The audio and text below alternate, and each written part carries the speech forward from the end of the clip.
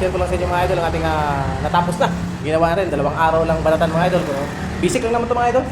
Nag-gray painting lang tayo dito sa area na to. Yan, gray painting lang. Kasi gawing restaurant daw ito mga idol. Yan.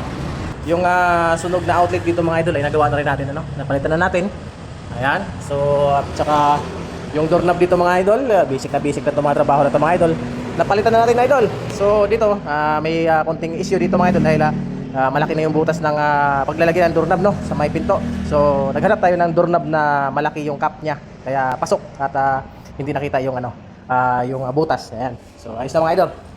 So ayos na mga idol. Yan yung mga ginagawa natin. Basic lang naman. Kayo? Ayan, kumusta kayo? So dito, yung CR siyempre. Tapos kunting pintura lang, basic lang. Yan. Ayos na. Sila na bahala mag-pulidong linis dyan. Basta tayo, pinasadahan lang natin ng konti. So working na po yung mga idol. Nagawa na natin. Yung ditong gripo na naka-rubber, naka-putol din to. Ayos na. Ano? So yun lang. 2 araw gawa. So mabilis lang. Mga basic na trabaho. So yun mga idol. Yun lang ating tsampang kalaman. Ako si Da TV Official. Maraming salamat. Maraming sabing ito ang aking kaalaman. Tsampa lang.